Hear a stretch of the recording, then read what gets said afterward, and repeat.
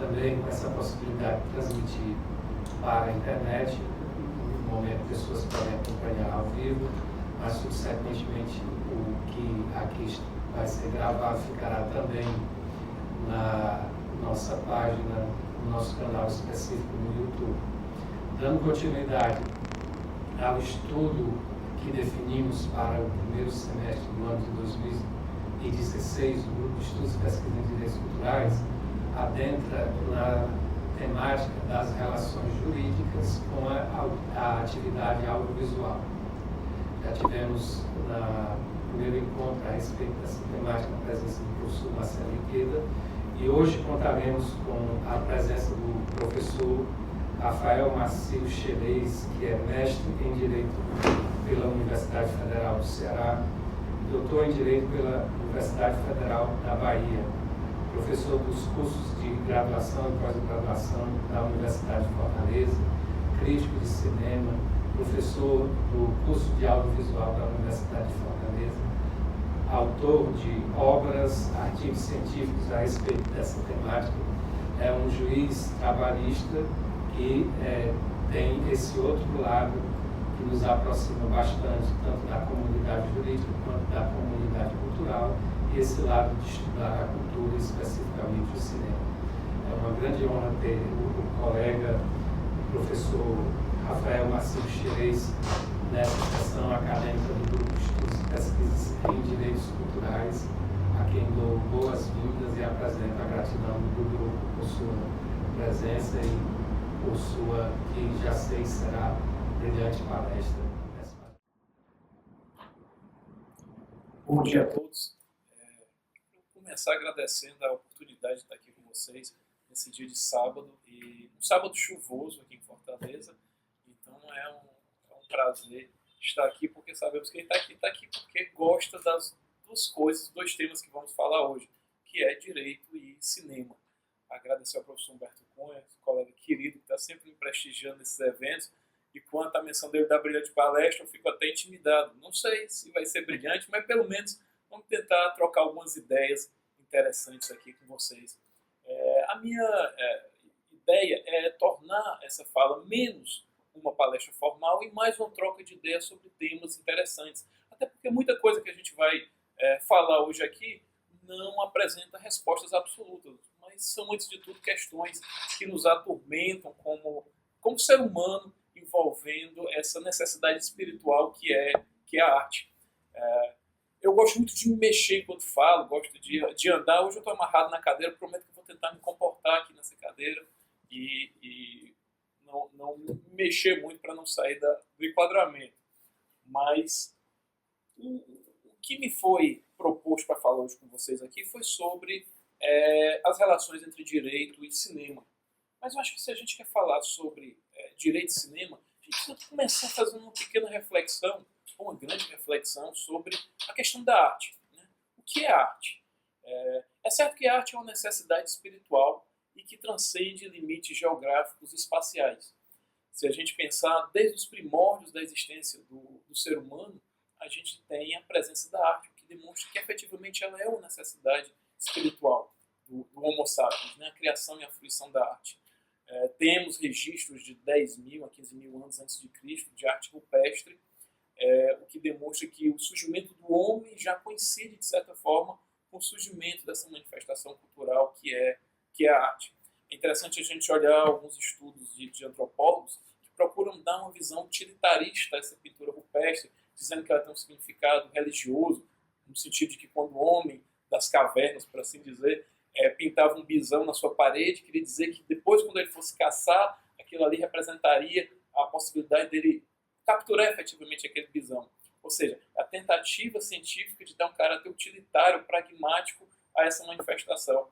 Mas eu penso que talvez a realidade seja outra. Talvez o Homo sapiens originário, né, inicial, ele pintou a sua caverna tal qual a gente decora as nossas casas. Ele pintou lá o bisão, botou a mão na parede, porque achou bonito. Porque era o lugar onde ele morava, ele queria fazer o lugar onde ele morava mais bonito, mais interessante.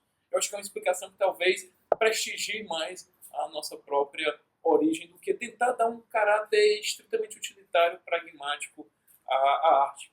Mas o fato é que, independentemente do momento temporal, do momento espacial, o que a gente verifica é que a arte está sempre acompanhando o homem nas suas mais diversas manifestações. E continua assim hoje mais do que nunca.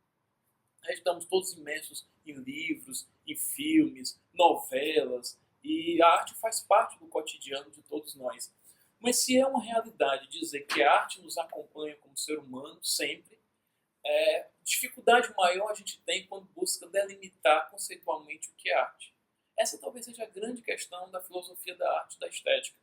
E eu não pretendo ter uma resposta para vocês aqui. E a dificuldade vem principalmente diante da diversidade de sentimentos que a arte nos propicia, que vão da alegria, à dor, ao horror, ao medo, ao gozo, ao êxtase. A gama de sentimentos promovidos pela arte é tão diversa. E as formas de manifestação artística são incontáveis, talvez infinitas, que se torna muito difícil definir o que é arte. A gente pode tentar traçar aqui, sem pretensões definitivas, né? Pelo menos para o nosso propósito de falar sobre relações entre direito e arte, a gente pode tentar traçar aqui uma tentativa de delimitar conceitualmente, ainda que de forma um tanto tateante, né? Não sei nem se existe essa palavra, mas o que seria arte? Né?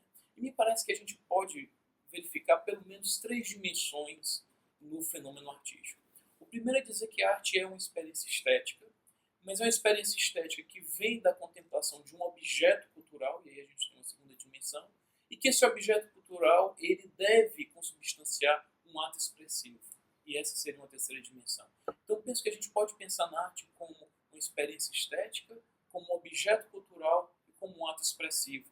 E é curioso que cada uma dessas dimensões ela representa a arte sob uma perspectiva, respectivamente, do espectador, da obra e do criador, do artista. E essas dimensões a gente só consegue entendê-las como imbricadas. Ou seja, a gente pode analisá-las separadamente para um efeito de compreensão didática. Mas para compreender o fenômeno artístico, a gente precisa entender a arte como sendo essas 3 dimensões simultaneamente. Né? Aqui parece um pouco a ideia roubada do professor Miguel Reale quando fala da teoria tridimensional do direito. Né? Fala-se aqui uma espécie de teoria tridimensional da arte. Né? Se não for sacrílego tentar reduzir a arte a uma tentativa de encaixotá-la na tridimensionalidade. Mas precisamos fazer isso em nome de uma tentativa de compreensão. Né?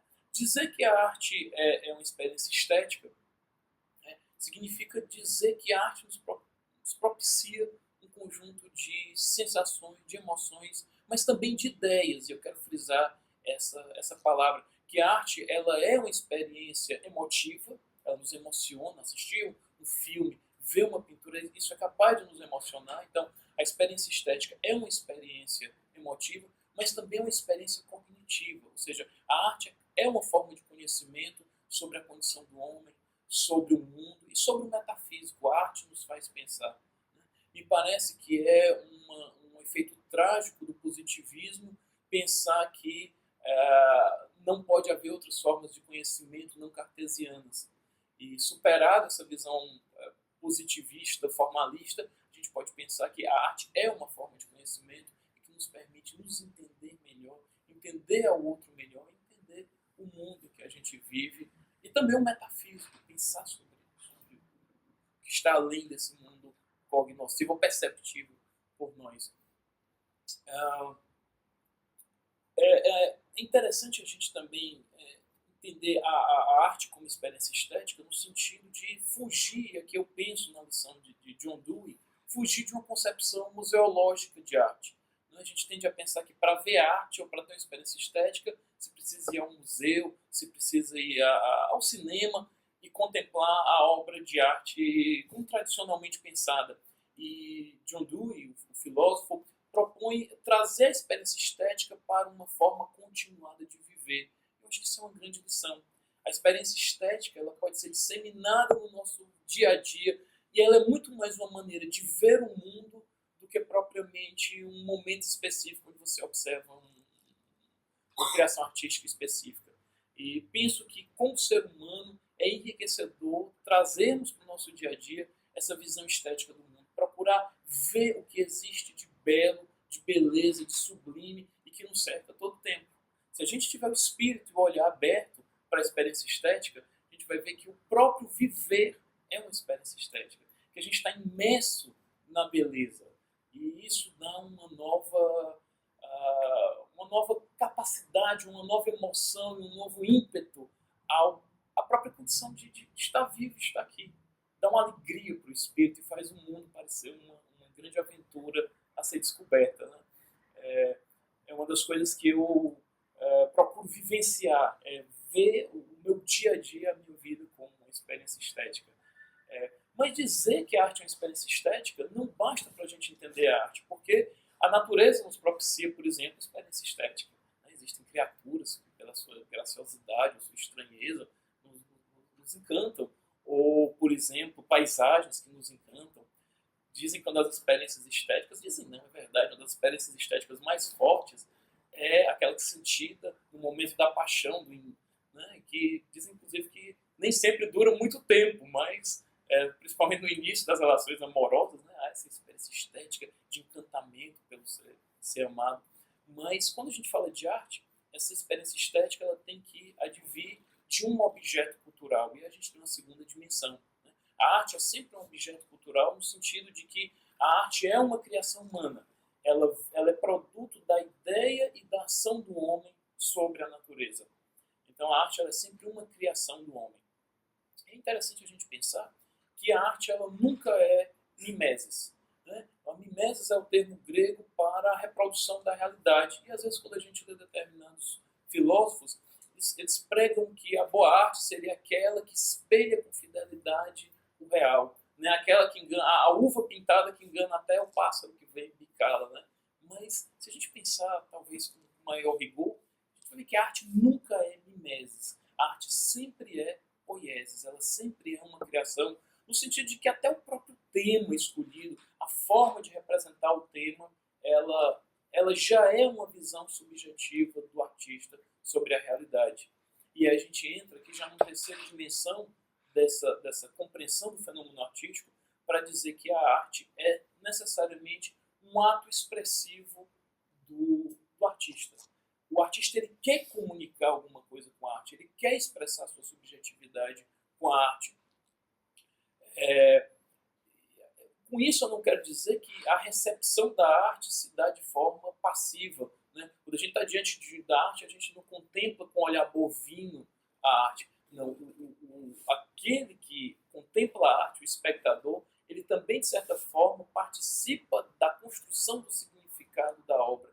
Então, a hermenêutica da arte ela não é um processo de recepção passiva, mas é um processo também de criação. De certa forma, o espectador ele complementa o próprio significado proposto pelo artista.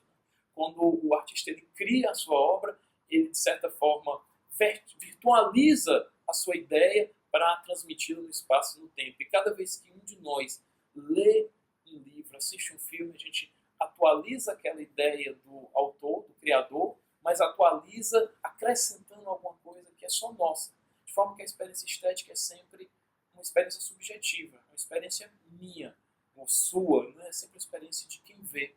E que nos toca de forma diferente. Né? Por que às vezes um filme emociona um e não emociona outro? Né? Porque os filmes, os livros, eles falam diferente para cada um de nós. Eles tocam acordes diferentes no nosso coração, no nosso espírito, né? Conforme as experiências da gente, os nossos medos, os nossos anseios. E é por isso que a arte fala tanto a nós, né? Porque ela tem esse efeito catártico, ainda remontando à filosofia grega. Através da arte a gente consegue vivenciar emoções ou relembrar sentimentos que muitas vezes a gente não quer vivenciar na vida real. Ninguém quer sentir sofrimento. É o paradoxo da arte, né? Por que a gente gosta de filme triste ou de filmes de horror? Né? Ninguém quer passar por aquelas situações na vida real. Mas de alguma forma vivenciá-las através de uma identificação com o personagem, com a situação mostrada, nos faz reconhecer a nós mesmos como seres humanos e faz reconhecer o outro, que estamos passíveis dessas experiências, dessas dores e dessas alegrias também. Isso nos faz mais humanos. Então, acho que a arte ela tem esse poder de nos humanizar, de nos fazer reconhecer melhor e reconhecer melhor o outro também.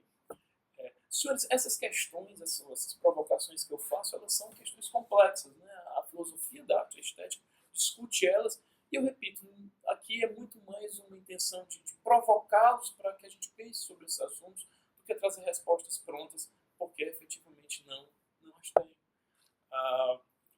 Mas uma segunda questão interessante, ainda falando sobre arte, é a gente pensar,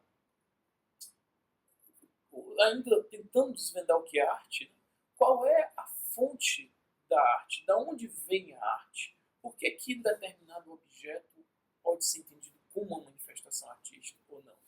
Questão complexa também, principalmente se a gente pensar na diversidade de manifestações artísticas, né? Dentro de uma concepção clássica, haviam 6 formas de manifestação artística, o cinema surge como a 7ª arte, né? Mas se a gente pensar hoje, existe uma multiplicidade de manifestações artísticas que tornam absolutamente impossível a categorização. A gente pensar nos objetos ready-made ou nas performances. Então, é complicado a gente tentar traçar quais são os atributos de um objeto, e eu uso aqui a palavra objeto no sentido de algo perceptível pelos sentidos, pode ser uma música, pode ser uma performance, mas quais são os atributos que um objeto deve apresentar para nos propiciar uma experiência estética, né? Qual é a fonte da experiência estética? Senhores, é uma questão tormentosa, porque no momento em que a gente pensa que a experiência estética ela é subjetiva, o próprio conceito de beleza, que seria a fonte da experiência estética, a beleza, ela passa a ser algo que é impregnado da psique individual, né? Ela passa a ser algo que só pode ser concebido diante da mente de cada um. O que é belo para um talvez não seja belo para outro, o que é considerado horrendo em um momento pode ser considerado bonito em outro. E é maravilhoso que seja assim, porque se enriquece o olhar humano, né? Pessoas diferentes, em momentos diferentes, em lugares diferentes, acham bonito, gostam e se emocionam com coisas diferentes. Mas se a gente ainda tentar analisar a fonte da experiência estética como sendo a beleza, e usa aqui a beleza no sentido amplo, né? A beleza entendida como os atributos que um objeto ostenta aptos a nos produzir sensações e ideias satisfatórias, a gente consegue ver pelo menos 2 manifestações da beleza, que seria o belo e o sublime. E dizem que se você gosta mais da arte bela ou da arte sublime, diz muito sobre você como indivíduo. E o que seria o belo e o sublime como manifestações da beleza? O belo seria a beleza harmônica, a beleza que busca uma perfeição ideal, que busca uma simetria. A gente pode pensar como exemplo, por exemplo, da arte bela, a estatuária grega clássica, ou as pinturas renascentistas, me vem na cabeça aqui, por exemplo, Botticelli, o Nascimento de Vênus. Quer dizer, é uma beleza simétrica, é uma beleza harmônica. Mas ao lado dela, é preciso a gente reconhecer também que há determinadas obras de arte que nos produzem horror, que nos produzem espanto, que nos produzem nojo, e que nos emocionam, e que nos fazem pensar sobre a nossa condição humana, e que não são belas, portanto, mas que possuem beleza porque aptas a nos emocionar e a nos fazer ter ideias. E a gente precisa conceber que a beleza não é só a perfeição simétrica ou harmônica. É preciso a gente reconhecer que existe outra manifestação do belo e que esse é efetivamente enigmático, que é o sublime. E o que seria o sublime, né? O sublime é complexo de explicar, porque o sublime seria aquilo que nos encanta porque nos horrorifica. É aquilo que nos encanta porque nos faz pensar na nossa insignificância diante de algo que é tão grandioso, tão inconcebível, que nos faz sentir ameaçados espiritualmente, ameaçados psiquicamente. Né? A força grandiosa da natureza, o mar revolto, as montanhas imensas, os seres monstruosos, né? O monstruoso como aquilo que foge ao padrão da normalidade, por assim dizer, da natureza. Tudo isso nos fascina. Né? A morte, o espanto. Freud já dizia que contemos essa pulsão por morte também, e o sublime nos permite vivenciar também esses sentimentos produzidos por aquilo que não entendemos e que nos ameaça espiritualmente ou fisicamente. E que a gente pode pensar, por exemplo, em obras de arte sublimes, ou com essa tendência à beleza sublime, como, por exemplo, o Grito, né? Ou a Cabeça de Medusa, do Caravaggio. São obras que nos encantam, que nos horrorizam, por assim dizer. Continuando ainda nessa troca de ideias, nessas divagações sobre a arte, né, a gente precisa pensar o seguinte: se a arte acompanha o homem desde sempre, de onde vêm esses impulsos artísticos? Né? Por que o homem cria arte? É outra grande questão filosófica, o que é a questão da filosofia da arte. E eu estou jogando essas questões, né? O que é arte, o que é a beleza, quais são as pulsões que nos fazem criar arte, mas como provocações para vocês refletirem. Então, quais são os impulsos artísticos? O que nos faz, como ser humano, criar arte? Né? Na minha opinião, quem melhor responde isso foi Nietzsche, na Origem da Tragédia, quando ele fala das forças apolínea e dionisíaca. Né? Ele diz que a arte é produto da interação dessas forças, que são opostas, mas complementares, que são a força apolínea e a força dionisíaca. A força apolínea, que remete ao deus grego Apolo, é a força que nos faz querer criar o belo, o perfeito, o simétrico, o harmônico. Né? É a nossa busca pelo ideal do belo. Mas essa força sozinha ela não é apta a criar arte, porque ela pode criar só um simulacro de arte. Ela pode criar só uma imitação medíocre de uma pretensa beleza. É preciso ainda que haja um sopro de criatividade. É preciso que haja ainda um convite a uma invasão pelo caos, que seria a força dionisíaca. A força dionisíaca é o que nos faz criar pelo ímpeto do desejo. Né? Se Apolo nos conduz a um ideal de perfeição, Dionísio nos conduz a nos jogar impetuosamente, movidos pelo desejo, aquilo que desconhecemos. E Dionísio, sozinho, ele pode levar o artista a um furor poético, onde ele nada vai criar, perdido em divagações. E aí precisa que Apolo chegue também para tentar fazer com que aquela ideia seja apta a se concretizar, se materializar numa obra de arte que seja apta a se comunicar. Então, Apolo e Dionísio são esses amantes inimigos eternos que estão em permanente disputa, mas em alguns momentos eles se entregam um ao outro, sem disputas, e aí nós temos a grande obra de arte. Né? Nós temos a Magnus Opus, né? Onde você tem Apolo, Dionísio, você tem o belo e o sublime. Nesse momento, nessa criação dessas obras, na experiência estética que ela nos permite, que é possível, por um átimo de segundo, talvez intraduzível em palavras, a gente pode compreender que o mundo é ao mesmo tempo ordem e caos. Talvez não seja possível como traduzir isso em palavras, né? Mas na obra de arte, onde a gente reúne o belo e o sublime, onde Apolo e Dionísio se dão as mãos, a gente consegue compreender ao mesmo tempo isso. O mundo é ordem, mas é caos. E o mundo não é só o mundo, não, mas também internamente. Porque Apolo e Dionísio travam essa batalha não é só na obra de arte, não, mas em toda manifestação cultural, no direito, inclusive. No direito, quais são as nossas maiores aspirações, talvez? Segurança e justiça. O que é segurança se não um desejo apolíneo de um ordenamento jurídico totalizante que nos permita viver já tendo todas as regras postas? Esse é um desejo apolíneo de perfeição, de equilíbrio. Mas aí vem Dionísio e diz, mas a vida não é assim. Os comportamentos humanos não podem ser todos previstos. Um ordenamento que prevesse todos os comportamentos também não seria desejável, porque ele não possibilitaria a análise do caso concreto com suas peculiaridades, que às vezes justificam soluções distintas para uma realização da justiça. E aí vem a força dionisíaca tentando realizar a justiça social.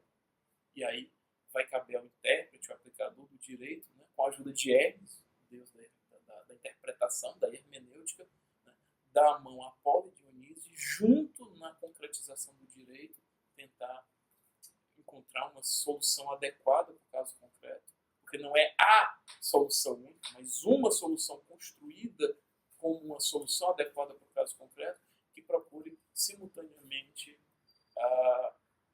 atender a Apolo e atender a Dionísio. Eu dizendo de certa forma, quando a gente harmoniza esses dois, então a gente tem a ideia de que o direito pode ser, ao mesmo tempo, segurança e justiça. E aí o direito se torna arte.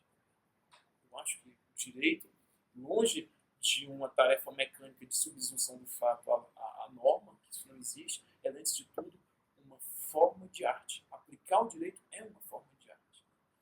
Os senhores aqui presentes, aqueles que trabalham com direito, eu sei que nem todo mundo é da área jurídica, mas quando aplicam a norma jurídica, quando interpretam a norma jurídica, ou como eu prefiro dizer, quando constroem a norma jurídica do caso concreto, os senhores estão exercendo também uma atividade que é artística. A norma jurídica, ela é uma criação artística. Por quê? Ela permite uma experiência estética, ela emociona, ela é um objeto cultural e ela é um ato expressivo. Quando eu digo que é um ato expressivo, não estou dizendo que é um ato arbitrário, naturalmente, mas ela é um ato expressivo no sentido que ela se encontra impregnada de juízos valorativos também. Só dentro de um positivismo formalista ultrapassado há pelo menos 100 anos é que você vislumbra o direito como uma aplicação mecânica. Hoje, talvez a grande virada hermenêutica é trazer de volta o juízo valorativo para dentro das possibilidades de argumentação racional. Eu acho que essa solução é justa por isso, explico racionalmente isso. E essa questão de trazer o juízo de valor para dentro da possibilidade de argumentação racional, ela também ela tem um reflexo na arte. Durante muito tempo, nas universidades, não existiam as cadeiras de crítica, por exemplo, porque se dizia que a questão de gosto não se discute. Todo mundo já viu isso, a questão de gosto não se discute. Né? Na verdade, a questão de gosto se discute, sim. O que não se pode querer é explicar a beleza ou gosto por uma forma cartesiana. Isso não existe. Isso seria tolo. Agora, tentar justificar racionalmente por que esta obra de arte me emociona, por que eu acho esse filme interessante, por que esse filme tem valor estético, isso é uma tarefa racional e ela pode ser feita e ela nos enriquece. Quantas vezes eu já não assisti um filme e não gostei e depois li alguma crítica, alguma coisa que me lançou um olhar novo, eu assisti aquela obra de arte de novo e aquilo me deu uma perspectiva que eu não tinha percebido no primeiro momento. Ou até gostei do filme, mas de repente alguém me mostrou alguma coisa que eu não tinha visto inicialmente. Não é que você vá seguir o crítico simplesmente porque ele tem a razão. Não, ele não tem a razão, até porque a experiência estética é subjetiva. Mas às vezes o diálogo, a discussão filosófica, e a crítica não deixa de ser uma discussão filosófica sobre a obra de arte, ela nos permite descobrir aspectos que antes a gente não tinha pensado sobre a obra artística. Desculpa. Então, me parece que questão de gosto se discute, da mesma forma que questão de justiça também se discute. São juízos valorativos que são passíveis e devem ser objeto de argumentação racional. Feita assim, essa primeira análise, e parece uma primeira análise que eu passei um bom tempo, mas eu não vou me preocupar com o tempo não. Quando acabar meu tempo, vocês me fazem um sinal e eu amarro as coisas e há de dar certo. Mas trazendo agora para foco mais para nossa fala sobre as relações entre direito e cinema, é preciso a gente entender as relações entre direito e arte. Né? E eu já comecei a falar disso quando eu digo que aplicar a norma jurídica, criar a norma do caso concreto, é uma manifestação artística. É uma herança trágica desse positivismo formalista dizer que o direito não deve ou não pode se comunicar com outras formas de conhecimento. Na verdade, ele pode, ele deve. E a gente vê o resgate ou a tentativa de construção dessas pontes ligando o direito e a arte. E a gente pode imaginar pelo menos 3 relações entre direito e arte. Que seria a arte como objeto de normas jurídicas, e aí a gente está falando da arte no direito, ou do direito da arte, né? Seriam normas jurídicas que tratam sobre a arte. Por exemplo, normas jurídicas que tratam sobre direitos autorais, normas jurídicas que tratam sobre um direito à arte. Isso seria a arte no direito, né? Um direito da arte. É interessante a gente, inclusive, vislumbrar a possibilidade de conhecimento de um direito fundamental na nossa Constituição, de um direito à fruição e à criação artística, baseados no princípio de liberdade de expressão, de manifestação. Me parece possível defender a existência de um direito fundamental à arte, entendido como um direito de criação e fruição da arte, né? da manifestação artística. Mas a par dessa relação da arte no direito, é possível a gente pensar ainda na relação do direito na arte, né? Ou seja, nós estamos falando agora daquelas obras de arte que especificamente têm uma temática artística, que tratam, aliás, uma temática jurídica, né? Obras de arte que tratam de direito, né? E a gente pode pensar em pelo menos três espécies de obra de arte que vão se comunicar diretamente com o direito. Primeiro são as obras de arte que apresentam uma representação simbólica da justiça. É tão forte, senhores, a iconoclastia acerca da justiça, que é disseminado, pelo menos no pensamento ocidental, a imagem da justiça como a dama de olhos vendados, com a espada na mão e a balança no outro. Então vocês vejam, a arte ela se manifesta de forma tão intensa na representação simbólica da justiça, que quando se pensa em justiça, na figura da justiça, vem à mente de todos nós esta dama. É interessante, e eu acharia interessantíssimo ler sobre isso no artigo, e tem um artigo aqui de uma aluna sobre isso, uma análise de como essa simbologia veio a ser criada. Por que uma dama e não um homem, por exemplo? Sempre foi uma dama? Não necessariamente, né? Na cultura egípcia o julgador é Osíris. No julgamento final, Deus que se associa o julgamento, o julgador, a justiça com a mulher. Será porque normalmente ou tradicionalmente se associa a mulher com temperança, com cautela? Isso é uma coisa para a gente pensar, né? De onde vem a espada, né? Com a possibilidade de coerção do direito. Em algumas obras a espada está levantada, em outras ela está repousada, né? E aí demanda aquela discussão lá das aulas de introdução à ciência do direito de vocês, se o direito é coação, a espada levantada, ou ele é coercibilidade, ou seja, a potência da sanção. Daí a espada repousa, mas repousa preparada para ser levantada, se necessário for. E a venda, senhores. Até o século XV, a gente, quando vê a justiça vendada, essa venda ela tem sempre um caráter sarcástico. A justiça vendada é a justiça que não enxerga, a justiça que comete injustiça. E a partir do século XV, a venda ganha uma nova perspectiva. A justiça vendada é vendada porque não lhe interessa a quem a norma está sendo aplicada, porque a lei é igual para todos. Quer dizer, a venda passa a incorporar um ideário das revoluções burguesas, de igualdade perante a lei no Estado liberal. E essa venda que antes era um gracejo com a justiça, passa a ser incorporada como um elemento de elogio à justiça, porque a justiça seria imparcial, daí ela não vê. Né? Não vê a quem a lei está sendo aplicada. Né? Vejam como é impregnado de uma concepção, de um ideário liberal burguês do Estado, da lei que é aplicada de forma quase mecânica, independentemente da situação concreta. Né? Será se a venda, dentro de uma perspectiva do Estado social, né? Como a gente deve encarar essa venda? Né? São questões que a gente pode pensar. Mas além das obras de arte que tem uma representação simbólica da justiça, a gente pode pensar em outro tipo de obra de arte que é relacionada com o direito, que são aquelas obras de arte que tratam da aplicação da lei.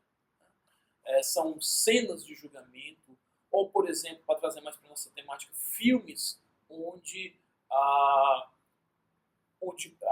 como temas principal, secundário, a aplicação da norma jurídica. É interessante a gente ver que esses filmes eles têm uma popularidade imensa. A gente consegue ver, quando fala de filmes que tratam da aplicação da lei, pelo menos três, vamos dizer, vertentes. Aquele que fala da aplicação da lei anteriormente à atividade jurisdicional, ou seja, os filmes investigativos, né, os filmes de detetive, as séries televisivas onde a polícia investiga crimes. Você está falando de uma fase antecedente à atividade jurisdicional, que é a coleta de provas, é a identificação da materialidade ou da autoria do crime. Você tem aqueles filmes que tratam da aplicação propriamente dita da norma jurídica como atividade jurisdicional, são os filmes de julgamento, né, que tem uma popularidade imensa também, os filmes onde o tema principal é o julgamento de um determinado litígio. E você tem os filmes sobre a aplicação da sanção, que são os filmes de prisão. Infelizmente, a maioria, boa parte deles, né, filmes de prisão, alguns muito bons, mas alguns bem apelativos. Né? A gente pensa na década de 60, 70, em filmes bem apelativos sobre o sistema prisional. Mas a gente vê essas três vertentes do filme que trata especificamente sobre a aplicação da lei, conforme o momento temporal do julgamento ou da atividade de aplicação jurisdicional da norma jurídica. Né? O filme de investigação, o filme de tribunal, o de julgamento, e o filme de prisão. Né? E são filmes que têm uma popularidade imensa. Assim, a gente vê no ano os grandes blockbusters, e nos livros também, na literatura também. Né? Só para ficar um autor que me vem na cabeça agora, John Grisham. Né? John Grisham é um autor que escreve livros sobre julgamentos. Né? Então, e por que esse interesse das pessoas? Né? Porque o direito faz parte da nossa vida. A norma jurídica faz parte da nossa vida. É uma manifestação cultural na qual estamos imersos também. Né?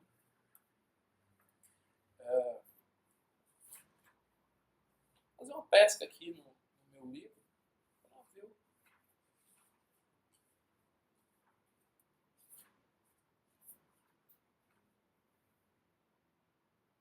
Senhores, há ainda uma terceira modalidade de obra de arte que vai tratar do direito, são aquelas obras de arte que, não obstante, não tratem especificamente da aplicação do direito, eles tratam de dramas humanos que nos fazem refletir sobre direitos subjetivos ou sobre direitos normalmente consagrados nos ordenamentos jurídicos como direitos fundamentais. São aqueles filmes que questionam direito à vida, direito à liberdade, dignidade da pessoa humana. Muito embora eles não tratem propriamente da aplicação da norma jurídica, a narrativa deles nos faz pensar sobre essas questões, sobre esses valores e, de certa forma, nos promove a reflexão sobre os direitos fundamentais, ainda que eles não tratem propriamente da aplicação do direito.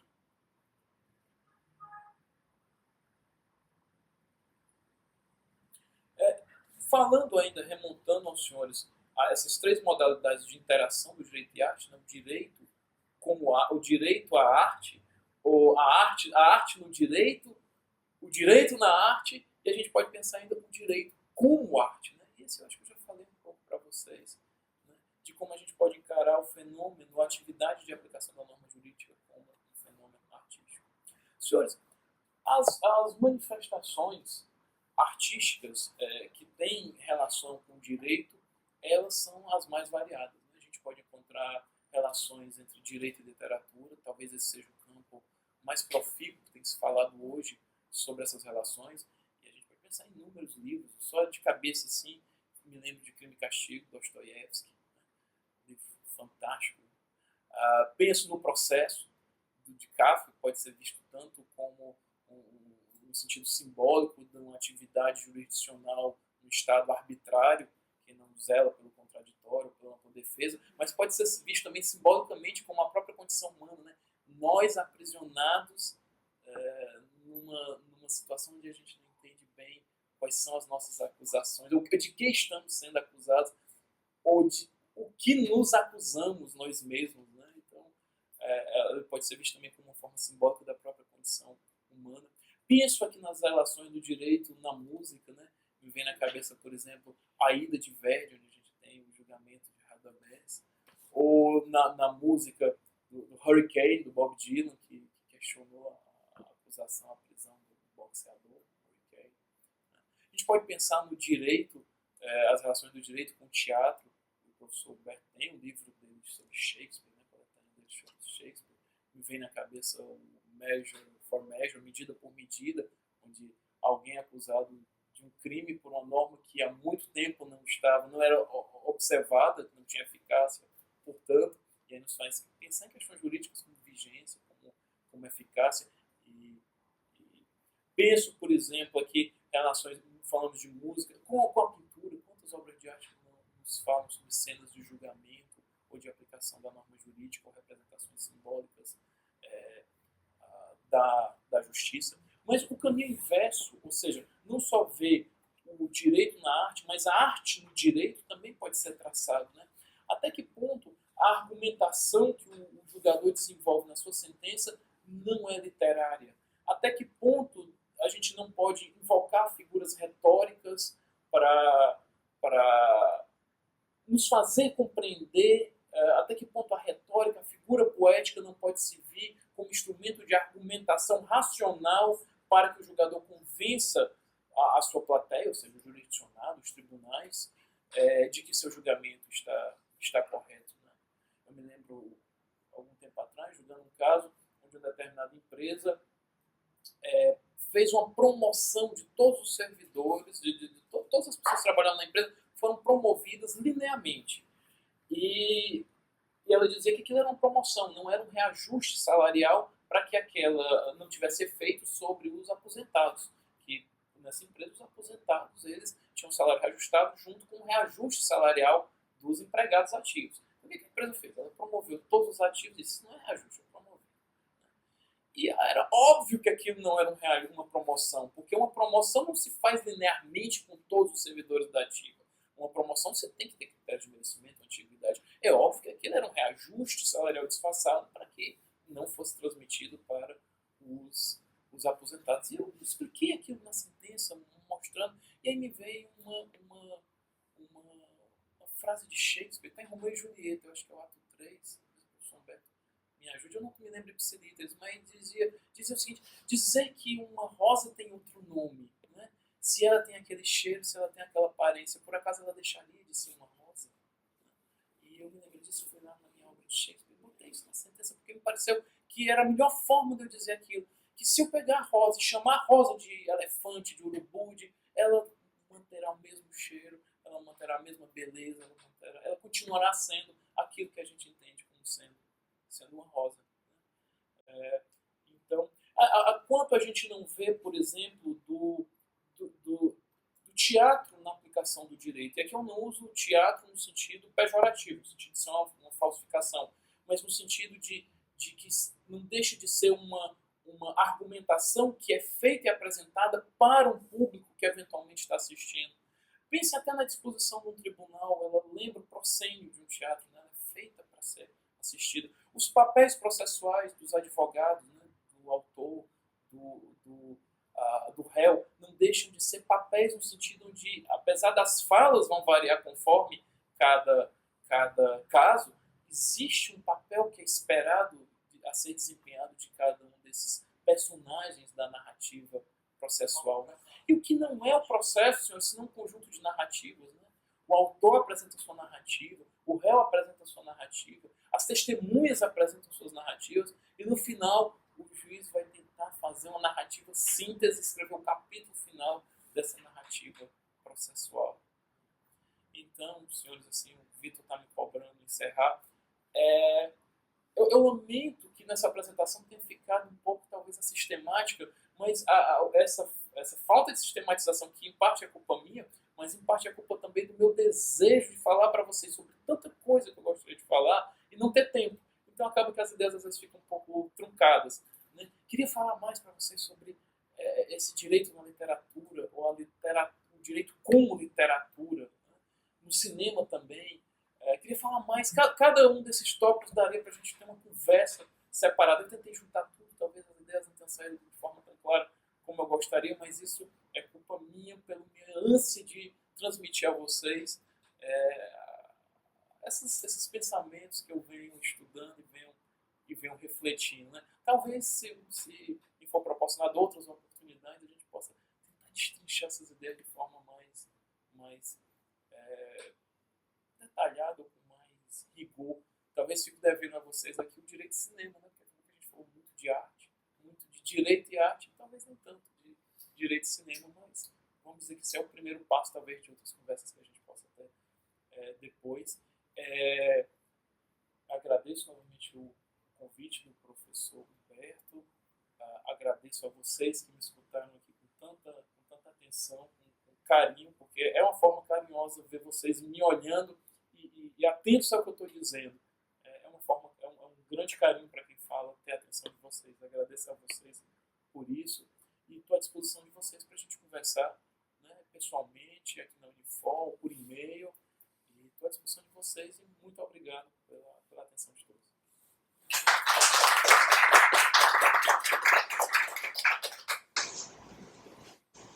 Realmente, foi uma palestra brilhante. A falta teve uma boa justificativa para ser efetivamente bem todas as vezes. E agora a segunda fase do nosso ponto, com o professor Rafael Freitas, do Bernardo Vergeste, do Livro, da temporada de livro.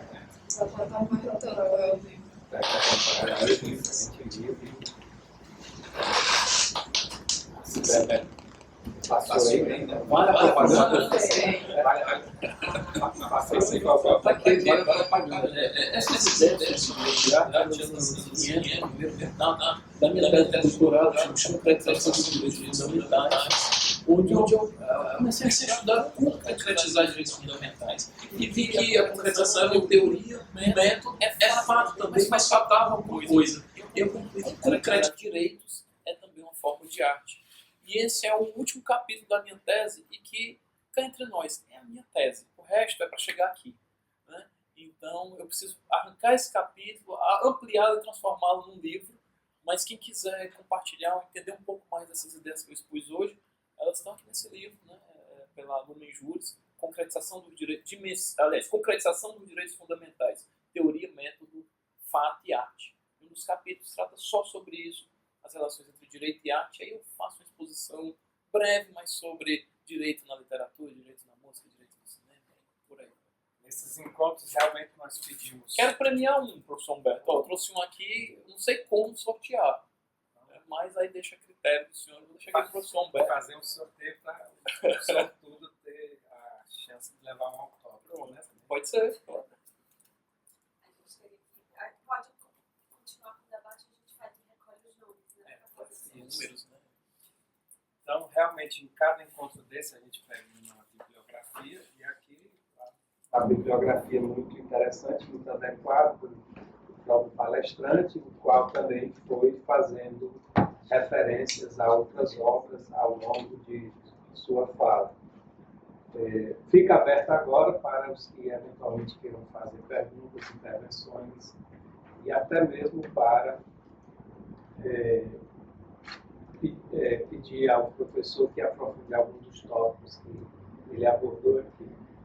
Alguém gostaria nesse instante de fazer uso da palavra? Críticas também, né? Ele é um crítico de arte, né? Mas está permeável da crítica também. Mas você ficou com vontade de falar um pouco mais a respeito da relação entre direito e cinema especificamente. O que de mais importante nessa relação você destacaria como complemento dele? Eu acho interessante o seguinte, eu fico sempre pensando como juiz, o papel do julgador é dar a solução adequada, entenda-se justa, para o caso concreto, e fazer isso mediante uma argumentação racional. Não basta o juiz chegar e dizer, não, a solução adequada é A, por exemplo. Eu tenho que dizer, é A porque ela é a solução que melhor concretiza determinados valores constitucionais, consagrados constitucionalmente. Eu tenho que motivar e explicar por que esta solução, que entendo que é a mais adequada, ela é a que melhor concretiza valores e direitos fundamentais. E penso que nesse papel de argumentação, a arte ela pode ter um significado importante. E eu fico pensando, o nosso Código de Processo Civil, inclusive o novo, ele não amarra numa forma específica. Normalmente a sentença ela é escrita, mas a gente pode pensar, por exemplo, na sentença falada, né, e já existe em alguns processos a sentença que é falada, mas você pode pensar também na sentença para ser assistida, por exemplo. É uma ideia que me vem na cabeça. Os colegas dizem, não, é uma das viagens do Rafael. Tá, pode ser uma viagem. Mas a viagem às vezes nos leva a lugares bem interessantes, né? Então eu penso o seguinte, quando eu falo de uma sentença a ser assistida, não estou falando do juiz estar aqui parado sendo filmado e lendo a sua sentença, não é isso, mas eu fico imaginando a peça processual fílmica, e não é só a sentença, não, a peça inicial, a contestação, a sentença, que seja uma peça audiovisual. Nos Estados Unidos, onde há uma prevalência muito forte do processo no júri, né, inclusive para questões cíveis, já existem empresas que fazem apresentações audiovisuais das teses a serem expostas pelos advogados para que elas sejam compreendidas por um público leigo. Infogramas, e eu fico pensando no potencial de utilização disso, que não é feito ainda no Brasil, pelo menos não conheço, né? Desse potencial de utilização da imagem do som, ou do signo audiovisual, como elemento argumentativo em peças processuais. E aí, com milhões de exemplos dessa força, senhores, eu me lembro um filme. Esse filme é difícil de achar, ele tinha sido lançado no mercado brasileiro, mas ele esgotou e ele é difícil de achar. Ele chama a Tênue Linha da Morte. Em inglês é The Thin Blue Line. Não sei se é Blue ou Red Line, mas é Blue. The Thin Blue Line. De um documentarista chamado Errol Morris. E o que é a história, assim, resumindo, desse documentário? Eu acho que vocês devem assistir esse documentário, tanto o pessoal do audiovisual como do direito. O que ele fez? Tem a história desse sujeito, que era um forasteiro numa cidadezinha, que era uma pessoa, vamos dizer, de uma condição socioeconômica hipossuficiente, e que foi abordado num blitz, ele estava com outra pessoa no carro, e deram um tiro no policial e mataram. E ele foi condenado à morte, estava no corredor da morte na época do documentário, por conta disso. O que o Errol Morris fez? Ele desmontou o processo para tentar demonstrar que aquele processo tinha sido muito mais movido por um preconceito daquela pequena comunidade rural contra o forasteiro do que propriamente por provas objetivas. Então tem cenas muito interessantes. Ele pega, por exemplo, as testemunhas que dizem que viram ele dirigindo o carro passando e colocam no ponto onde elas estavam e simulam o carro passando. Se você consegue ver quem está dirigindo, não, mas é porque o carro está depressa. Aí ele bota o carro passando bem devagarzinho, assim, 10 segundos por hora. Dá para ver se não dá. E ele vai desmontando. Ele desmonta todo o processo em imagens audiovisuais. E o final é estarrecedor. No final ele consegue uma confissão do verdadeiro criminoso e ele diz que matou fui eu. E o resultado desse filme, né? O processo foi reaberto, o rapaz foi inocentado, foi tirado do corredor da morte e foi inocentado. Então esse filme, senhores, ele é mais do que um filme, ele é uma peça processual. Ele funcionou como uma peça processual. E talvez nunca esse conteúdo pudesse ter sido manifestado de uma forma escrita. Porque ele conseguiu provar, ele conseguiu argumentar através das imagens e dos sons que aquilo que estava no processo escrito não podia, que era irreal, era insólito. Então eu fico pensando nesse potencial, do signo audiovisual no processo que a gente não usa, mas que eventualmente tem esse significado. Quando aparece uma foto ou um vídeo, normalmente é como prova. Eu não falo aqui da utilização do vídeo, da foto, como um meio probatório. Eu estou falando de algo mais. É a utilização do signo audiovisual como elemento de argumentação racional. Eu vou utilizar esse signo audiovisual para mostrar que o meu raciocínio, o meu argumento é correto e convencer o jurisdicionado, o tribunal ou o juiz de que o meu argumento jurídico é correto. Penso que esse potencial do signo audiovisual é algo que pode e merece ser explorado, né? Eu adoraria ver iniciar uma contestação audiovisual. Adoraria fazer uma sentença audiovisual, né? Que não é sentença lida, mas uma sentença onde, por exemplo, o juiz explicasse: olha, no depoimento tal, entendi que isso aqui tal, tem uma contradição, aí bota a imagem da testemunha, vejam como nesse momento aqui ela se contradiz com esse, bota na imagem, a foto número tal demonstra isso tal. Então veja, não é simplesmente gravar a fala, não é isso que eu estou falando, mas a argumentação feita em cima de signos audiovisuais. Parece que isso seria muito, muito interessante, né? Eu já vi sentença em forma de poesia, já vi sentença cantada, mas nunca vi uma sentença audiovisual. Coisa pra gente pensar, uma peça processual audiovisual. Seria até mais interessante, em vez de você ler o processo, vamos assistir o processo, né? Botar lá o DVD, vamos assistir o processo. São ideias aí pra gente pensar, pra gente discutir.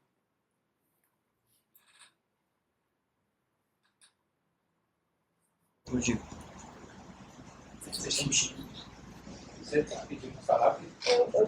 Temos aqui uma pergunta da web. Vou fazer aqui.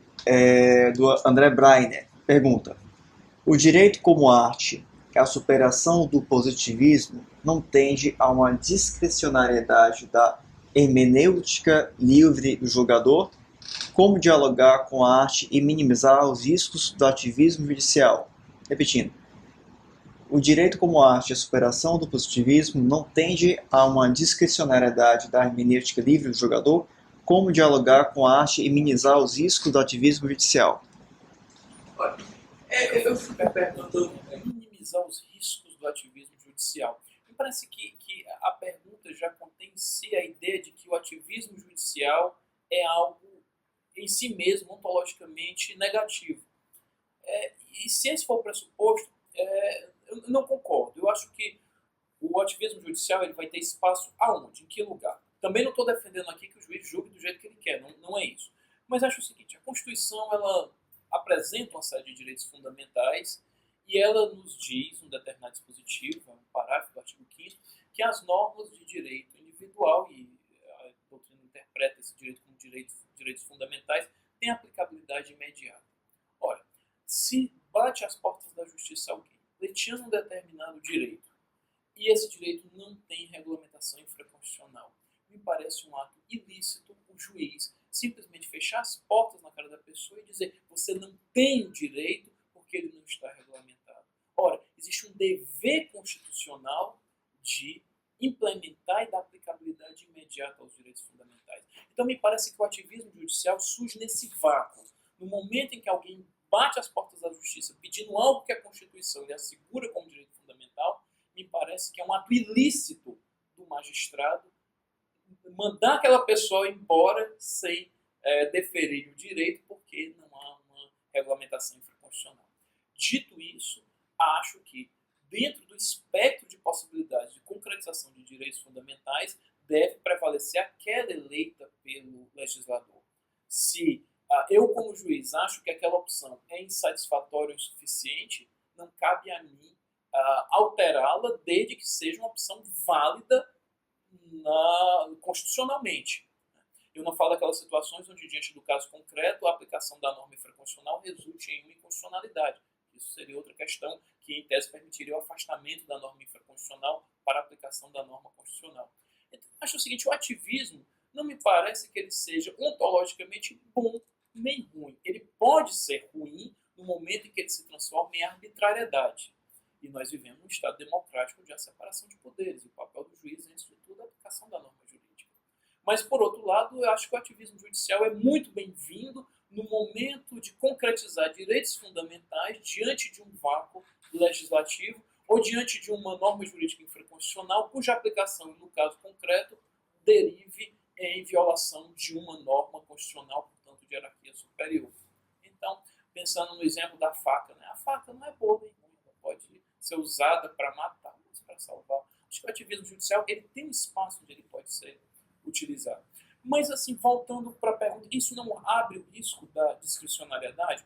Bem, no positivismo formalista, né, Lequels ele diria o máximo que o cientista do direito pode chegar é traçar a moldura normativa dentro do qual existem uma diversidade de possibilidades interpretativas. Justificar a escolha de qualquer dessas possibilidades transcende a esfera da ciência. Nós já estamos aí no ato de vontade. Kelsen dizia isso, um ato de vontade. Então vejam, senhores, que arbitrário não é o pós-positivismo. Arbitrário é a aplicação do direito na visão formalista, positivista formalista. Que o próprio Kelsen ele diz, olha, aqui é a ciência. A partir daqui, o ato de aplicação da norma jurídica pelo julgador, no sentido da escolha que ele vai fazer dentro da moldura normativa é um ato de vontade. Ato de vontade, portanto, insuscetível de justificação racional. Então, nesse aspecto, me parece que o positivismo, sim, é que é arriscado. Porque ele vai dizer o seguinte: traçada a moldura normativa, o juiz é livre para decidir a interpretação que ele quiser. E o pós-positivismo, ele altera isso. Ele diz, não, envolve juízos valorativos? Sim, envolve juízos valorativos essa escolha dentre as possibilidades hermenêuticas. Mas esse juízo valorativo, ele deve ser objeto de uma argumentação racional. Ou seja, o juiz tem a obrigação de dizer, dentre as possibilidades de interpretação possíveis na moldura hermenêutica, me parece que a solução adequada é esta, por isso, e justificar isso racionalmente. Então, eu responderia a pergunta dizendo o seguinte: me parece que o grande remédio contra a arbitrariedade é a argumentação racional. É você discutir as ideias do procedimento democrático na busca, se não de um consenso, pelo menos de um convencimento majoritário. Os participantes do processo procurarem argumentar racionalmente, dizendo, explicando por que eles entendem que aquela solução que eles propõem é a que melhor concretiza valores e direitos constitucionais. E a própria maneira de organização do processo em instâncias permite, de certa forma, muito embora não seja de maneira ilimitada, mas permite esse procedimento democrático na medida em que aquele que ficou insatisfeito pode levar a questão para um colegiado para que aquilo seja discutido novamente. É o modelo perfeito? Não é o modelo perfeito. Mas se pensarmos, nenhum modelo de discussão do procedimento democrático é perfeito. Porque quantas tragédias históricas a gente não vê que foram, vamos dizer, assumidas pela decisão majoritária, né? Então, o pilar da decisão majoritária, ele não garante, vamos dizer, que injustiças não sejam cometidas. Mas dentro das nossas possibilidades, é ainda o melhor que nós temos, né? É a decisão no procedimento democrático no qual os valores a serem concretizados não são os valores quaisquer, não são os valores de um suposto direito natural, mas aqueles valores que a Constituição nos indica como valores consagrados no nosso ordenamento jurídico, os valores máximos consagrados no ordenamento jurídico. Então, me parece que é isso. O antídoto contra a arbitrariedade seria a argumentação racional dentro de um procedimento democrático, e quanto mais o processo puder representar esse procedimento democrático, melhor. Mariana, quer fazer pergunta? Não. Vai. Pois não. Pegando o gancho da pergunta do colega. Posso pedir só vocês assim, que se apresentem para eu saber se vocês são da área jurídica, audiovisual, para entender um pouco. Direito Constitucional pela UFC. Sou graduada aqui pela Unisul. Aluno do professor Regis Frota, né? Ainda não. Porque eu sei que o professor direito Regis de cinema, trata academia, sobre direito de cinema, meu Eu estou amigo matriculada. querido. A primeira aula vai ser terça-feira. Pegando o gancho da pergunta do colega, eu tenho estudado um pouco sobre positivismo. Estudos bem superficiais ainda. E, assim, a grosso modo, eu acho que ainda é cedo para a gente dizer, apontar a morte do positivismo, porque existem essas novas correntes do positivismo inclusivo e exclusivo. E eu fiquei me perguntando, porque o senhor falou na resposta correta, né, para um caso, a resposta justa. Eu não sei se... Adequada. Não sei se seria, pegando um gancho do Oak, alguma coisa assim, me veio à cabeça do Oak. E aí eu me pergunto, enquanto julgador, o que seria correto? Decidir primeiro e fundamentar depois, ou já com base na lei que escolhe? Assim, eu fiquei na dúvida dessa questão da justiça. Você escolhe primeiro e fundamenta depois. É uma questão... É uma questão complexa, porque eu acho que assim, formalista, me parece equivocada. O que é que o juiz teria? Ele teria uma norma jurídica que é dada, ele teria um fato que é dado, e caberia a ele pegar esse fato que é dado e encaixá-lo dentro de uma norma jurídica igualmente lhe dada. É o modelo clássico da subsunção silogística. Não é assim que funciona. Primeiro, a norma jurídica não é dada, ela é construída. O que é dado são textos normativos, né, os artigos de lei, e a partir de uma interpretação sistemática deles, você vai construir a norma jurídica. Então, mesmo a norma jurídica geral e abstrata, ela não é dada, ela é construída. E às vezes é uma construção complexa, porque você tem que cotejar diversos dispositivos infraconstitucionais, tentando interpretá-los sistematicamente, e também cotejar com normas de hierarquia superior, para analisar, inclusive, descartar interpretações inconstitucionais ou descartar dispositivos que são violadores de normas constitucionais. Então, a norma jurídica, ela não é dada, ela é construída. E esse processo de construção da norma jurídica, ele vai se aprofundando num processo de densificação gradual da normatividade, que parte do texto normativo, passa pela criação da norma geral, até chegar na criação da norma do caso concreto. Mas o fato também não é dado ao juiz. É outra ilusão de achar que o fato chega pronto para o juiz. Na verdade, o juiz age mais como um arqueólogo buscando, né, tentando buscar nas sombras a construção do fato. Então, o juiz aplica o direito não é bem sobre o fato, mas sobre o enunciado de fato que ele igualmente constrói com base nas provas que lhe são trazidas nos autos. Essas ideias não são minhas, elas são, vamos dizer, essencialmente de Kaulanes. E me parece correto isso. Então, o juiz, quando julga, ele vai construir a norma jurídica e ele vai construir o fato. O que é que ele constrói primeiro? Como é que se dá essa construção? Me parece que é um movimento espiralado dialético. Porque o juiz vai tentar construir a norma, até chegar na norma do caso concreto, com as inspirações, os influxos do fato que lhe são trazidos nos autos. Mas, ao mesmo tempo, ele vai construir o fato, o enunciado de fato, a partir de influxos que vão ser dados pela regulamentação normativa. Então, me parece que é um processo dialético, né, espiralado, no qual o juiz cria a norma do caso concreto, ao mesmo tempo que ele cria um enunciado de fato, até chegar um momento onde ele diz, não, o fato apresentado, o fato é esse, e a norma jurídica a ser construída é essa, e aí eu encontro analogia suficiente entre o enunciado de fato e a norma jurídica para construir uma solução adequada. Então, eu acho que é um movimento complexo, né? Onde você vai construindo a norma e vai construindo o enunciado de fato na busca... Agora, eu acho que tem um vetor. O que é o vetor dessa construção? Concretizar valores e direitos constitucionais. E me parece que esse é o vetor que conduz esse processo construtivo. E sobre a morte do positivismo, eu acho que a gente não pode mais hoje defender de forma pura nenhuma das correntes clássicas, né? Jurispositivismo e justnaturalismo. Por quê?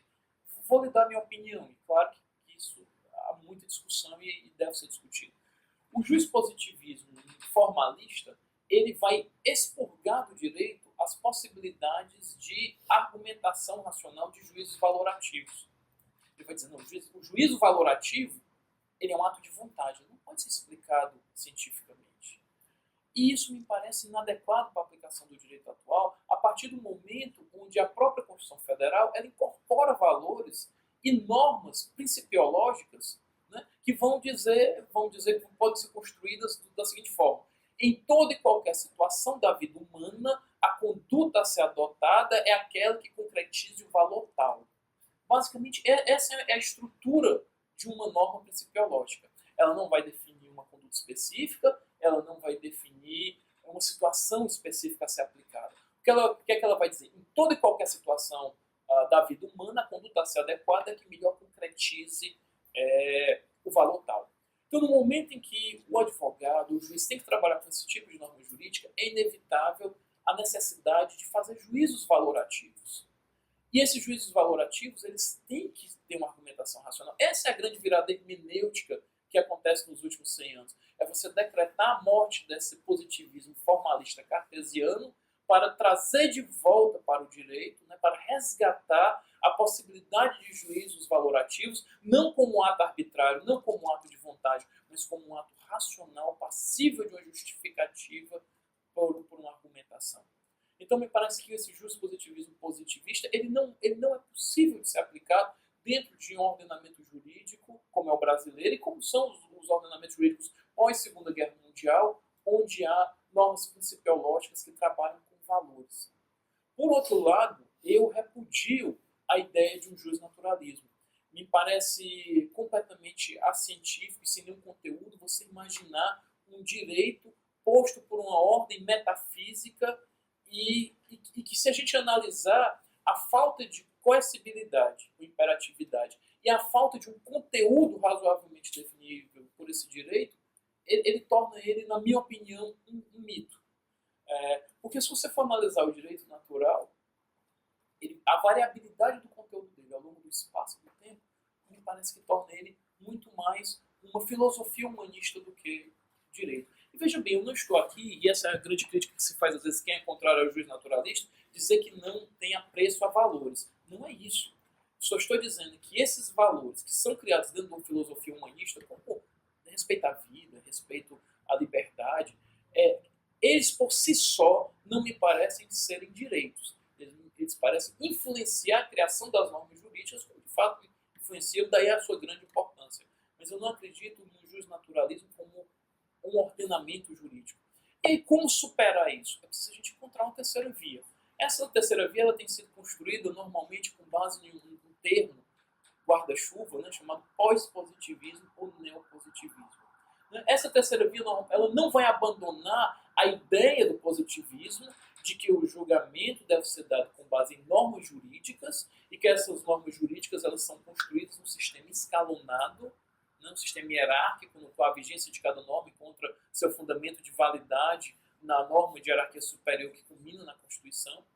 Então ela mantém essa ideia do positivismo que é importante, mas ao mesmo tempo ela traz a ideia da norma principiológica e da norma que incorpora valor e da importância dos juízos valorativos no ato de aplicação da norma. Essa ideia é expurgada pelo positivismo clássico e ela precisa ser trazida. Agora veja, esses valores que o juiz vai aplicar não são os valores arbitrários de um juiz naturalismo, mas são os valores que o poder constituinte elegeu como pedras basilares da sociedade e assim os consagrou na Constituição Federal. Acho que é o caminho, me parece isso. Só se inscreveram para perguntar a Mariana e a Daniela. Mais alguém, porque a gente precisa calcular aqui. Eu estou me divertindo, estou tranquilo. Se vocês não quiserem, Mariana. Quem é a Mariana? Sou eu. Mariana foi minha aluna. Certo. Voltando um pouco para essa questão, para a questão do cinema e o direito, né?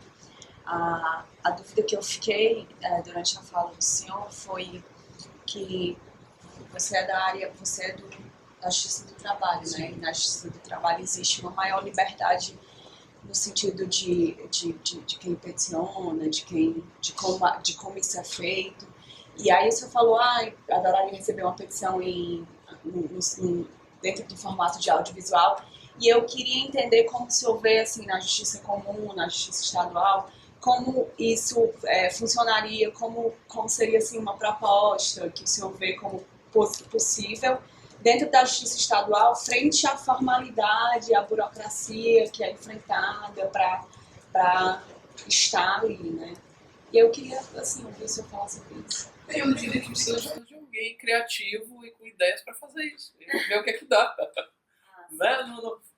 O fato é o seguinte, analisando processualmente, existem alguns requisitos no sentido de ser usado vernáculo nacional nas peças processuais e tal, mas não há uma forma pré-determinada de produção de peças processuais. Elas podem ser feitas até oralmente, e no processo comum também.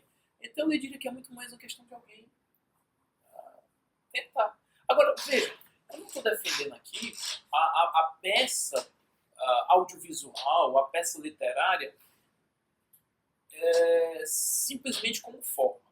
Eu não acho que toda peça literária, processual, que adote um formato literário musical, ela seja boa. Pelo contrário, eu vi algumas coisas assim que me pareciam assim, de sabor, gosto duvidoso. Por exemplo, eu vi uma que eu achei interessante, mas não sei se é muito adequada. Assim, adequada do ponto de vista de argumentação, mas interessante. Onde o juiz assegurava a manutenção de um plano de saúde e dizia que aquela norma do plano de saúde, aquele norma estatutária do plano de saúde, era inconstitucional. Aí ele dizia que a Constituição olha para a norma e diz, você me ignorou agora, você vai ver baba baby, baba baby. joga essa... A Constituição cantando para o Estatuto, né? Você me ignorou, não quer saber de mim, eu não sei cantar uma letra, mas eu me lembro que era o Baba Baby da Kelly Key, e seria a Constituição cantando para o Estatuto, né? Que foi ignorado, foi agora você vai ver, ou seja, agora você vai ter reconhecido a sua falta de vigência. Decisão me pareceu correta, adequada. Um tanto sarcástica, né, tal, mas adequada. Mas o que eu quero dizer é o seguinte, eu acho assim, dependendo do caso ou da argumentação, pode ser que a argumentação audiovisual seja interessante, pode ser que a argumentação poética seja interessante. Então eu acho que cada caso, a necessidade de cada caso é quem vai dizer. Por exemplo, nesse exemplo do filme, dificilmente ele teria conseguido esse resultado se não fosse através dos signos audiovisuais. Porque ele provou, ele pegou a testemunha, botou lá, ele simulou de novo a condição que ela testemunhou. Ele disse, eu não consigo ver que está nesse caso. Ele mostrou, portanto, que o depoimento dela não correspondia à verdade. Como é que ele ia fazer isso no tribunal? Como é que ele ia... Não tinha outro jeito. Então, eu acho assim, dependendo do litígio, dependendo da tua necessidade de argumentação, é que pode ser útil a poesia, a música. Mas eu acho que a utilização de formas artísticas de argumentação, ela deve estar sempre condicionada à tua necessidade argumentativa. Né? Não adianta você fazer uma peça toda poética, isso não vai, talvez não seja uma peça boa, talvez seja péssima literatura e péssimo direito. Né? Então, assim, você tem que ver as necessidades argumentativas. Agora, se houver uma necessidade argumentativa, por que não usar a poesia, a música, o direito, o cinema? Gente, eu me lembrei da coisa, eu tinha me preparado para falar sobre isso com vocês e acabou não dando tempo. Pode ficar para outra vez. Que é no direito de criação artística, como ficam questões como, por exemplo, colisão entre o direito à arte e outros direitos fundamentais, como o direito à vida.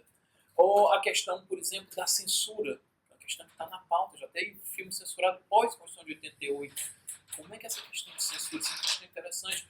Ou, por exemplo, as manifestações artísticas no qual o artista ele utiliza o próprio corpo e às vezes com mutilações ou atos sexuais. Ele pode dispor do seu próprio corpo para criar arte. São questões polêmicas. Eu tinha preparado a gente falar sobre isso aqui, mas não vai dar tempo. Mas isso dá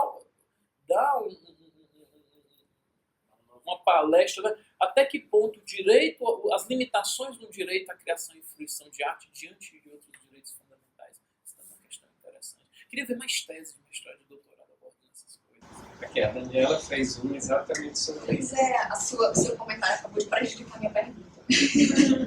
É que a minha pergunta era exatamente essa. E aí acho que esse comentário já foi no sentido de que a gente precisaria de muito mais tempo para discutir isso. Né? mas pergunta se eu puder contribuir aí. Era mesmo seu posicionamento, assim, suas ideias, já que a gente vinha falando sobre a influência da arte no direito, né, como a arte pode auxiliar no direito, mas aí eu estava querendo colocar do outro lado como o direito limita a arte, ou como o direito, de algum modo, pode... Olha, eu, assim, resumir uma coisa que precisa ser discutida. Eu reconheço o direito fundamental à arte, que inclui o direito de criação e fruição da arte. Como todo direito fundamental, ele não é absoluto. Então, no caso concreto, eu posso ter colisão de direitos. E acho que cabe ao julgador, diante do caso concreto, analisar quem deve prevalecer. Acredito que nos casos de criação artística, portanto, de exercício do direito fundamental à arte, na qual haja violação de direito à vida, na qual haja violação de direito ao bem-estar de animais, né? Me parece que não se justifica, pelo menos a prioristicamente, a criação da obra artística. Não consigo conceber uma obra artística onde haja tortura de pessoas ou de animais, por exemplo. Acho que nessas situações o direito à arte ele deve ceder a outro direito fundamental dentro de um princípio já consolidado de que colisão de direitos fundamentais deve ser resolvido com um sopesamento baseado numa proporcionalidade diante do caso concreto. Agora, uma situação totalmente distinta é aquela no qual você tem a obra de arte cuja criação não envolve nenhuma violação de direito fundamental, mas que é objeto de censura pelo Estado, porque supostamente aquela obra seria imoral ou atentaria contra os bons costumes. Me parece que nesse caso a censura não pode ser admitida em hipótese alguma. Veja o que eu estou falando, são obras de arte nas quais não existe nenhuma violação de direitos fundamentais. Ou seja, É a censura porque considera aquela obra de arte ofensiva do ponto de vista da religião, ofensiva aos bons costumes porque apresenta conteúdo erótico que alguém pode achar moralmente ofensivo. Nesses casos, entendo que o máximo que o Estado pode fazer e deve é uma classificação de faixa etária. Agora, o cidadão maior, capaz, no exercício das suas funções, né, ou seja, um maior de 18 anos de regra, ele tem que ter a liberdade de escolher que tipo de obra de arte ele deve usufruir ou não. Por mais escatológica, ofensiva, blasfema, né, moralmente questionável seja obra de arte, me parece que a decisão de fruir ou não da criação artística é, antes de tudo, do espectador. A Constituição Federal proíbe isso. Então, me parece que qualquer tentativa... Que direito tem o Estado, o juiz Estado, de dizer, não, você não tem maturidade para ver esse filme. Você que é maior de 18 anos não pode ver esse filme, porque eu acho que esse filme é ofensivo à moral, então você não vai assistir. Isso é tratar o cidadão como débil mental. Vocês me desculpem. Eu, como cidadão, tenho o direito de escolher o que eu quero assistir, o que eu não quero assistir. Até porque o que é ofensivo para você pode ser algo curioso para mim. Até porque o que é ofensivo, muitas vezes, nos leva à reflexão sobre a barbárie, sobre a violência. Se fosse assim, por exemplo, é curioso também como essas suscetibilidades morais elas são muito afloradas com relação a conteúdo erótico e conteúdo religioso. Mas elas são totalmente ignoradas com relação ao conteúdo de violência. Né? Ou seja, a maioria dos filmes tem morte, tem tortura. A maioria não, uma boa parte. Né? Tem morte, tem assassinato, tem... Ninguém diz nada. Mas se falar de sexo, é tabu. Se falar de religião, é tabu. Então, eu entendo que censura não pode ser feita. Né? Com base, censura, entendam bem, a censura com base no conteúdo moral, ou no juízo moral a priorístico do censor. Agora, se a obra de arte efetivamente envolve violação de direitos fundamentais, como tortura de pessoas, utilização de crianças em cenas de violência ou de conteúdo sexual, naturalmente que isso não pode ser permitido, porque dentro de um sopesamento de valores, me parece que há valores mais importantes a serem preservados. Mas se a gente está falando de obras ficcionais, simuladas, ou seja, obra onde ninguém matou ninguém, onde ninguém, vamos dizer, cometeu atos de violência física ou sexual com ninguém, está lá na narrativa, mas aquilo é simulado, aquilo é uma ficção. Não, o cara não matou de verdade, não houve morte de verdade, não houve estupro de verdade, não houve, aquilo são situações simuladas. Então essa obra de arte, por mais escatológica, barbárica que seja a narrativa ficcional apresentada, ela não pode ser censurada. Eu, como espectador, é que tenho que optar pelo que eu quero assistir, o que eu não quero. Não cabe ao Estado me tratar como débil mental, dizendo que não, você não tem maturidade para ver isso. Você não pode, isso aqui é forte demais para ti. Isso aqui tem um conteúdo erótico que é inadequado para você, que é adulto e maior de idade, mas que eu, Estado, acho que é inapropriado. Isso para mim é tratar o cidadão como debilóide. Já tem uma situação do TED, do Bolsinho, e não lembro agora quem foi o político, levou acho que para assistir, daí queria entrar para que o filme fosse censurado. Ou seja, tem a sinopse do filme, você pode escolher levá-lo ou não, né? Tá sai do filme, levanta e sai, ninguém é obrigado a assistir nada. Você entrou, me enganei, esse filme não tô gostando. Levanta e sai. Direito estudar no FOR, no semestre. E na sua fala você falou sobre o direito na arte, a arte tem direito na elaboração da sentença.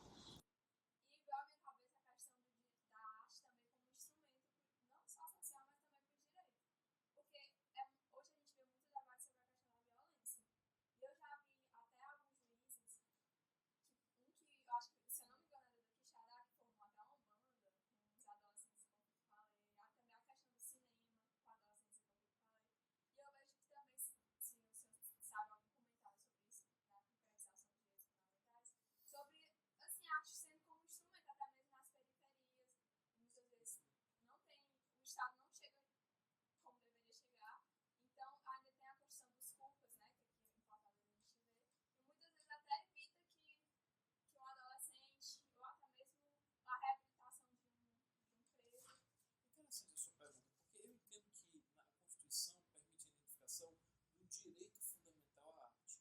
Normalmente esse direito é invocado como um direito que demanda uma conduta omissiva do Estado no sentido de não censurar e não criar obstáculos à criação e fruição da arte.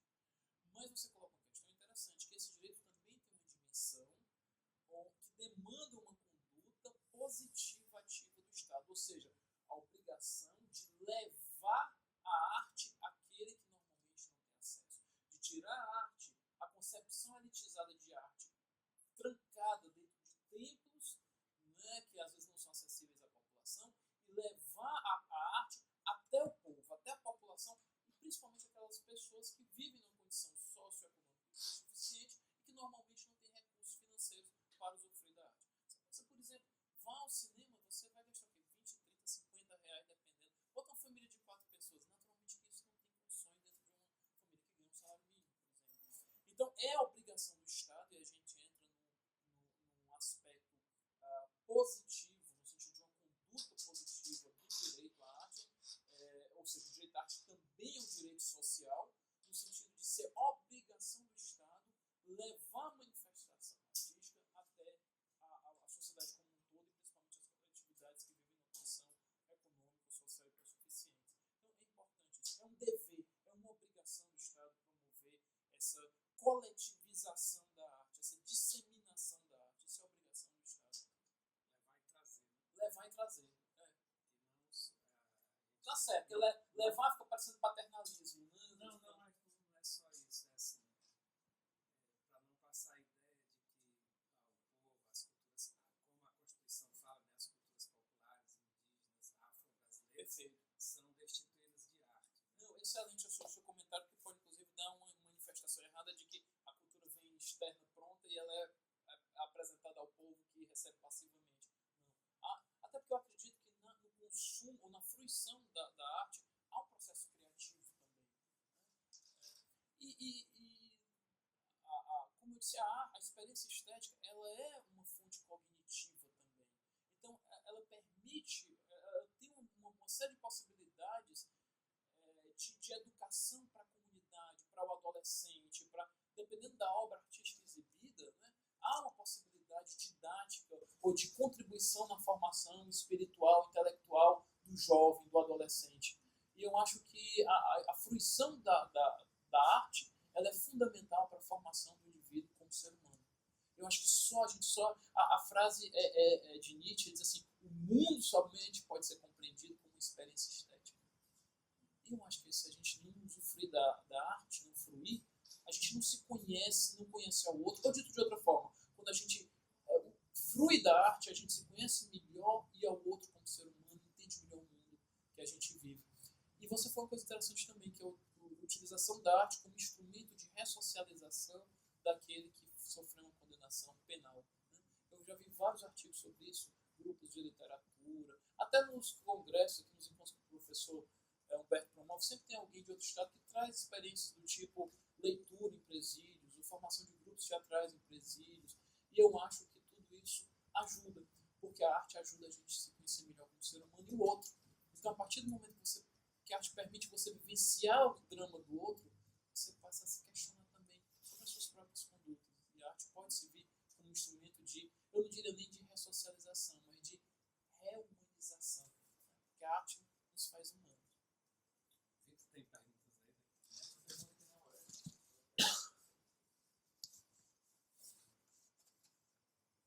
O que é aquela ali interessante? O direito é mais que subir no caixote.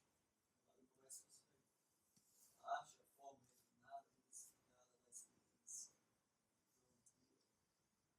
2010. E poderíamos falar sobre a experiência arte, tendo em vista que é a experiência singular do tempo presente. Os especialistas em artes, na medida em que apropriam-se a arte, faz experiência pública. A arte não faz experiência pública. Os especialistas em artes, os artistas, por se especializarem, eu vou tentar entender. Olha, eu adoro esse livro do John Dewey. Ele chama A Arte como Experiência.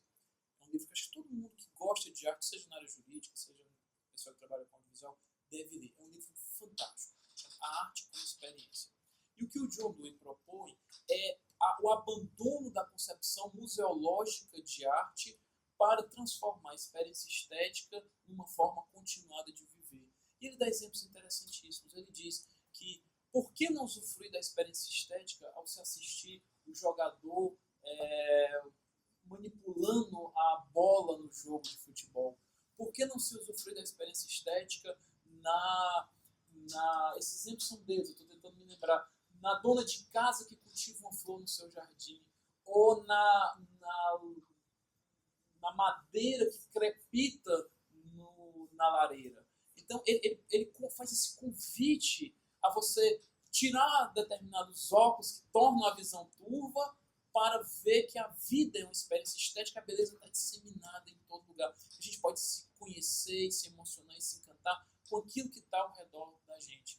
E é um livro que me influenciou profundamente, talvez um dos livros mais importantes, mais influentes para a minha formação pessoal.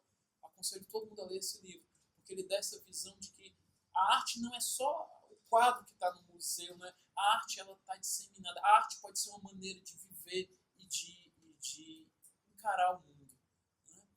Então, eu fico tentando entender o que é essa visão turva dos especialistas. Eu não acho que quem diz arte são os especialistas. A experiência estética ela é subjetiva, ela é sua. É claro que você pode, lendo, estudando e usufruindo da obra de arte, você pode descobrir determinadas perspectivas que antes você não via. Você pode educar o seu olhar, você pode educar... Por exemplo, lá nas minhas aulas de cinema, eu às vezes tenho alunos muito jovens e a gente às vezes vai assistir um filme do Ingmar Bergman, por exemplo. Aí você tem aquele enquadramento onde aquela figura sofrida, angustiada e a câmera parada e você tem assim 3, 4, 5 minutos onde ele simplesmente coloca a câmera parada vendo aquela figura. Aí alguns alunos, professor, então eu não sei mais o que fazer, esse filme não acontece nada. Eu digo, como não acontece nada? Esse filme está acontecendo tudo. Veja só, imagine, essa mulher está enlouquecendo, o casamento dela está esfacelando, a relação com o pai é problemática, ela não tem perspectiva de vida e ela está numa dor profunda. Como é que o cineasta vai te mostrar isso? Ele quer te levar à exasperação, ele quer te fazer ela entrar dentro da mente dela. Como é que ele vai fazer isso? É toda essa angústia que ele está transmitindo, é toda essa angústia que tu vai sentir. Assiste de novo, entra na mente dessa pessoa. Como é que não está acontecendo nada? Está acontecendo tudo nessa cena. A câmera não precisa se mexer. Mas se for por isso, tem filme americano que tem uma decupagem, uma montagem, você não consegue nem entender o que está acontecendo de tão acelerada. E está acontecendo alguma coisa? Tá, o carro caiu, não sei o que, explodiu, o caminhão voou. Então... Está acontecendo alguma coisa? Está acontecendo muito mais na câmera parada do Bergman, mostrando aquele rosto angustiado. Aquela cena está me fazendo sofrer junto com aquela personagem. Está me fazendo entender porque que o mundo dela deu errado, a angústia que ela está sentindo, o desespero e a prisão que ela sente dentro da própria condição humana dela. E isso vai me tornar um ser humano melhor, porque isso vai me permitir pensar sobre esses aspectos na minha própria vida e na vida das pessoas que me circundam. Então só falta pegar assim pelo ombro e balançar. Como não está acontecendo nada? Está acontecendo tudo. No filme do Bergman acontece tudo. Eu adoro Bergman. Acontece tudo. Então não digo um negócio desse. Eu passo ali um semestre treinando eles para ter um olhar diferente. O que eu quero dizer com isso? Às vezes a gente tem que reeducar o olhar. Não é que a arte, vamos dizer, você vai aprender. Mas você pode refinar sua sensibilidade submetendo a experiências, né? Não é que vai haver alguém que vai dizer, isso é bom, isso é ruim, isso é arte boa, isso é arte ruim. Não é isso. Isso é alta arte, isso é arte baixa. Não é isso. O Grupo de Estudos e Pesquisa em Direitos Culturais agradece enormemente ao professor Rafael Cheires, que confirmou, como a gente esperava, obviamente, por já conhecer a verve e a profundidade do conteúdo, uma excelente palestra. Agradecer também as intervenções dos alunos que estão aspirando a ingressar no Grupo de Estudos e Pesquisa em Direitos Culturais. Nós estabelecemos um processo aqui que vai durar um semestre, né, que é para o pessoal ver se realmente é isso que quer. Por exemplo, o encontro de hoje mostrou um lado complementar do encontro passado, em que o Ikeda ele abordou essencialmente o direito do cinema, né? A problemática de como a legislação trata do fomento ao cinema, da estruturação dos órgãos relacionados ao cinema. E o professor Rafael Cheires enfatizou, por falta de tempo, basicamente a primeira parte, né? Talvez se as agendas tivessem dado certo, essa parte teórica deveria ter sido um pouco primeiro, mas foi maravilhosa e não temos nada a perder porque as duas palestras estão gravadas. Quem quiser pode ver na sequência. As participações, as opiniões nos deram indicativos muito interessantes para novos estudos. E, por exemplo, a pergunta da Ingrid me fez lembrar aqui uma indicação bibliográfica de um clássico, que eu considero muito importante para quem queira adentrar um pouco mais na profundidade daquilo que ela perguntou e que o Rafael tão brilhantemente respondeu também, que é a Poética de Aristóteles, sobretudo na parte na qual ele faz o questionamento a respeito da natureza principal ou acessória da arte. A arte, quando é utilizada como instrumento para alguma coisa, ela perde a sua característica ou não? Acho que uma pergunta que ficou escondida na sua fala foi essa aí. E o Aristóteles tem o seu indicativo. É claro que a gente não pode ficar nele, mas a gente tem necessariamente a obrigação de partir dos clássicos, né? Então, foi um encontro muito rico e muito amistoso e que nos apontou a possibilidade de desdobramentos muito interessantes. Daqui a pouco faremos o sorteio do livro e, antes disso, eu passo a palavra ao Rafael para as suas considerações finais neste momento de hoje, nessa sessão acadêmica de hoje. Agradecer a vocês mais uma vez pela atenção nessa manhã de sábado, agradecer ao professor Humberto por esse convite, dizer a vocês que foi um prazer imenso, continua sendo. Sempre que convidar, professor, estarei aqui, porque é um tema que gosto de falar. Acho que dá para perceber que eu me empolgo, eu gosto desse tema. Não me parece nem sequer uma obrigação estar aqui, me parece realmente uma diversão estar trocando ideias com vocês. Quero dizer a vocês que eu estou disponível para conversar sobre esse tema. Estou aqui na Unifor diariamente, de 2 às 5 horas aqui todo dia. Se não tiver em sala de aula, estou no meu gabinete. E deixar meu e-mail com vocês. Às vezes alguém tem alguma pergunta, alguma discussão, alguma dúvida, alguma coisa que está inquietando, a gente pode pensar sobre ela. É R de Rafael, M de Marcílio, Xerez, XEREZ, @secrel.com.br. Então, estou aqui à disposição de vocês para falar sobre direito, sobre arte, principalmente sobre direito e arte, né?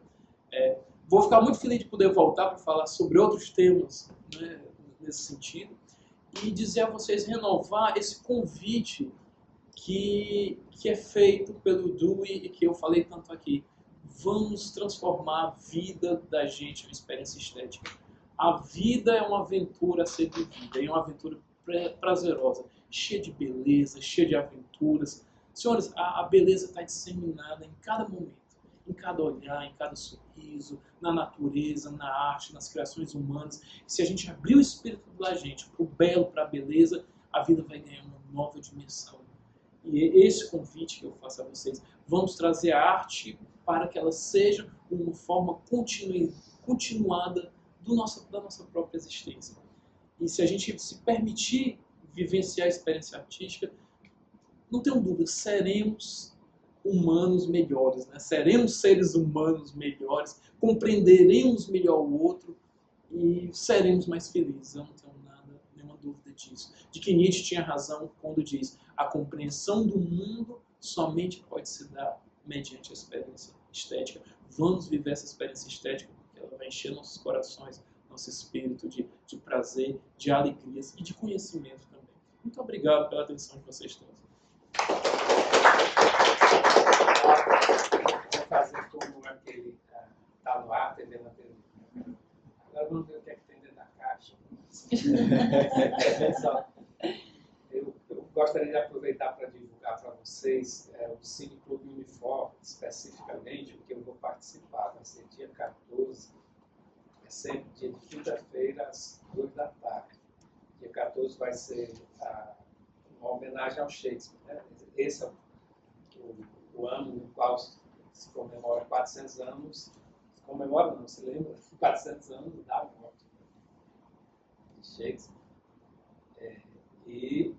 Nós vamos ver e depois debater o filme O Trono Manchado de Sangue, que é a versão japonesa do Akira Kurosawa para o Macbeth. Né? Se me permite dizer, professor, não existe um Macbeth melhor do que Trono Manchado de Sangue. É fabuloso. Não, muito bem escolhido, não perca. Eu tenho 4 versões, também concordo com você. Eu acho o do Kurosawa mais espetacular. Então, aí a gente vai, comigo e com Décio Aragão Brilhante, que é um mestre em Direito, que estuda muito sobre Shakespeare, fez um espetáculo sobre Shakespeare, procurador federal e nosso mestre. Estão todos convidados, se possível, divulguem, por favor. Agora, quer entender da caixa? Vamos lá, nós tivemos 16 pessoas inscritas ao todo para o sorteio, dos quais algumas são participantes da web. Eles reclamaram aqui porque só estavam participando, gente aqui que estava na sala, que não era justo, então vamos aceitar, né? Então a gente aceitou aqui, a gente fez uma numeração, passamos a lista de frequência na sala e também anotamos aqui o livro está na cultura, na Saraiva. Então... Mas vamos lá, então eu numerei aqui a lista de frequência e coloquei os 3 que colocaram os nomes, propuseram os nomes, aliás, 4, que propuseram os nomes aqui na web. Vamos lá, eu estou usando o sorteador, para todo mundo... Tem, a web tem tudo. Vamos lá, sabe? Número 7, Alceli Mendes.